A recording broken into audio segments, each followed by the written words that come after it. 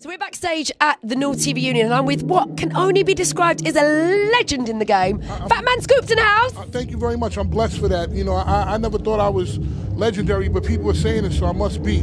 I just thank the Lord that I'm able to still do this, for as long as I've been doing it. So I thank God for it. If you say I'm a legend, I give that all to God. Does it surprise you that you're a legend all the way over the water in the UK? It's a blessing. I'm gonna be honest with you. I just did this. I became Fatman Scoop just to pay for my brother to go to university. That's the only reason that I did this. Is this how it started? That's how it started. My brother went to university for 4 years, and then he got out. He came on the road with me for 4 years, and then he went and worked at Def Jam Records in New York for about 4 years, 5 years, and then now he's the president of Maybach Music. He runs Rick Ross's record label. I did not know that. Can we just high five for your brother? Yeah, young Sav. It's my little brother. I'm very proud of him. But this was all because of him, really. So it was karma, really. Good karma came back to you. I honestly believe that the reason that my records have lasted for the time they have is because I did it with good intentions. I did it to help someone. With a pure heart. With a pure heart, yeah. So I work as a host, MC, hype girl. Okay. What you guys hype call it. Girl. Hype girl. Okay, go ahead. Now, Be Faithful is our Save the Rave tune. Yes. You could be in any club, anywhere in the world, and if things are a little bit... Throw it on. Throw on Be Faithful and it will switch up a rave instantly. Yes. Did you know the minute you made that tune that it was going to do what it did? Never. Well, you know something? I was writing that record on the floor. Literally, I was laid on the floor writing it in Crooklyn Clan's house. And I knew, I had these 4 or 5 real chants that I just loved, and I said, this is the right thing. And as I was putting them together, I knew the record it sounded good to me, but I did not know that it was going to do what it was going to do.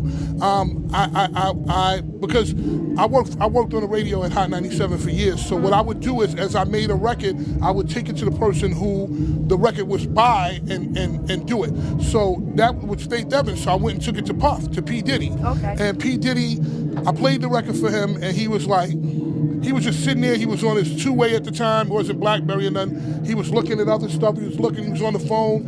And I thought it was the most horrible record in the world, right? 3 weeks later, I'm at the radio station in the middle of the night, because I worked in the middle of the night.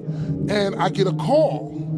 And it's Puff in the club screaming. No. Oh my God, this record's hot, man, this record's hot. When Puff said it was hot, man, at that point I knew that I really had something, and that was it. And when Puff co-signs a track, who's going to argue with that? Nobody's going to argue with it. Nobody's going to argue with it. And does it make you proud when you know that is every DJ around the world? It's their savior track?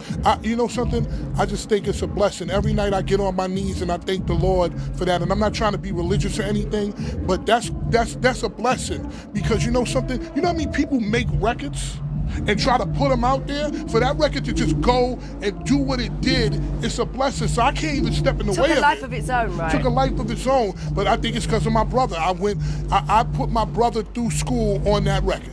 Do you know what I think it is as well?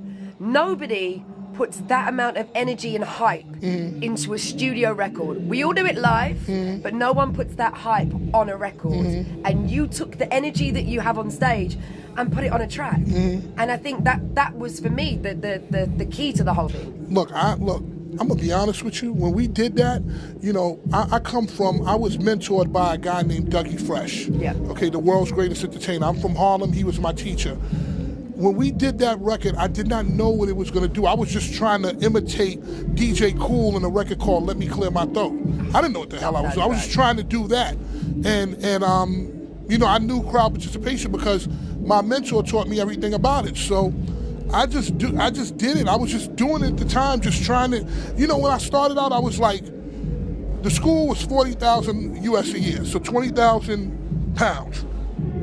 And I was like, if I could get a 500-pound show or a 250-pound show, if I could get 200 of those, I'll pay for his tuition for the first year. So then it went from 500 pounds to 1,000, and then it went just on and on and on, and here I am today. So What an amazing story behind that. Who knew that record had such a history behind it? Big history, and look at him now. He's doing his thing, and I'm just proud of him. That's amazing. So for all your UK fans, what can we expect from Fatman Scoop in the future? And when do we get you back over here? It seems like I'm working over here a lot. Right now, what I'm going to do, there's a chance that I'll be doing some type of TV show out here. Yeah. Is that exclusive? Yeah, well, it's exclusive. I actually had one lined up, but I just didn't want to do it at the end. It made me uncomfortable. Okay. I wasn't ready to do it. And then I'm coming right now. And then then I'm gonna do something along the lines of what Graham Norton does. Okay. Yeah, like some real Graham Norton-esque kind of thing. And by the way, man, Graham Norton's doing his thing in the U.S. Man, he's on BBK. He's on BBC US. Yeah, he's doing his thing. Do people love him over there? Look, I have a lot of respect for him because I don't know anybody that can get all those stars on one stage at one time. So I have a lot of respect for Graham Norton. Did you see the Will Smith thing he did last year? Of course, I was talking to Will about that. It's crazy, incredible.